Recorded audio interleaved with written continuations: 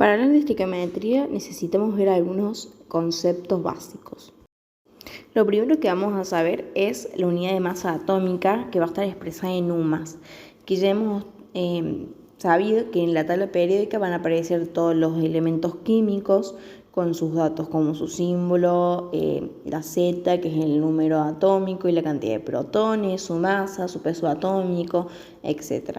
Y que todo, como dijimos anteriormente, va a estar expresado en UMA, que es una unidad de masa atómica.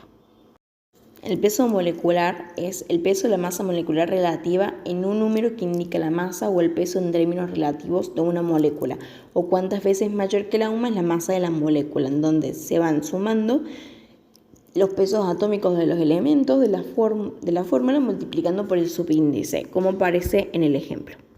Luego tenemos lo que es un mol, que el mol es una unidad de medida que indica la cantidad de sustancia que equivale a 6,023 por 10 unidades, que también se conoce como el número de Avogadro.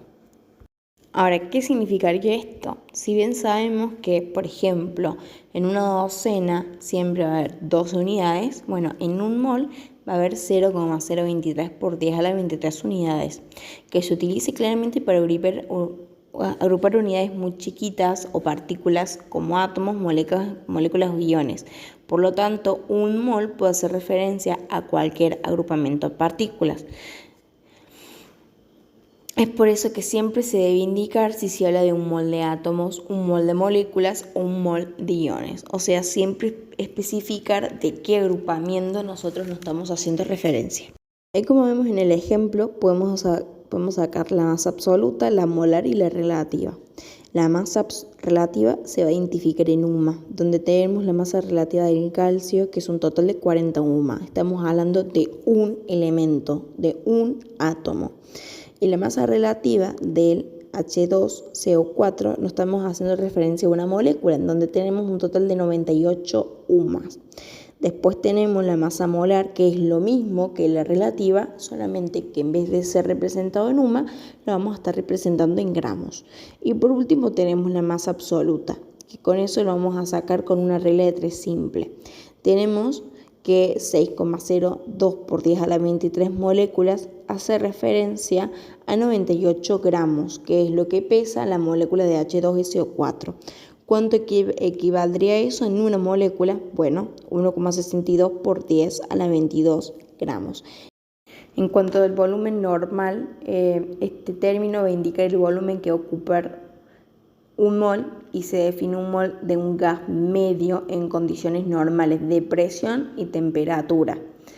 También se puede conocer como CNPT, es decir, a 0 grados centígrados y una atmósfera de presión, en donde el volumen de un mol de cualquier gas en condiciones normales de presión y temperatura siempre va a ser 22,4 litros. Bueno, en cuanto a las fórmulas empíricas y moleculares, vamos a empezar también viendo algunas definiciones muy importantes y básicas. Tenemos primero la composición porcentual o centesimal, que es el porcentaje de masa de cada uno de los elementos presentes en un compuesto, que representa los gramos de cada elemento por cada 100 gramos del compuesto. En cuanto a la fórmula molecular, o también conocida como FM, lo que va a hacer es indicar el número y el tipo de átomos presentes en la fórmula, señala la cantidad de átomos que la conforman una molécula y la representación real de un compuesto. Y la fórmula empírica o Fe es la mínima expresión de un compuesto, en donde se obtiene al simplificar los subíndices en la fórmula molecular y nos muestra la proporción entre los átomos de un compuesto químico, y a veces puede coincidir con la fórmula molecular del compuesto. Esto se divide en 3 pasos. Vamos a empezar primero con la pregunta que dice: un compuesto en donde tiene que hidrógeno tiene un 14,4% y el carbono un 85,6%, en total la suma tiene que dar un 100%, y se sabe que el peso es de 28 gramos mol. Dice que hay que calcular la fórmula mínima y la fórmula molecular. Primero que vamos a hacer es que ese porcentaje lo vamos a dividir por el peso de nuestro elemento. En este caso es 14,4 sobre 1 y 85,6 sobre 2 en este caso. Nos va a dar un total de 14,4 y 7,13. Vamos a tomar el valor más chico, en este caso va a ser el 7,13 y lo vamos a dividir por el porcentaje que teníamos, digamos como que lo vamos a dividir esos porcentajes, vamos a dividir 14,4 sobre 7,13 y 7,13 dividir sobre 7,13 y nos va a dar los subíndices.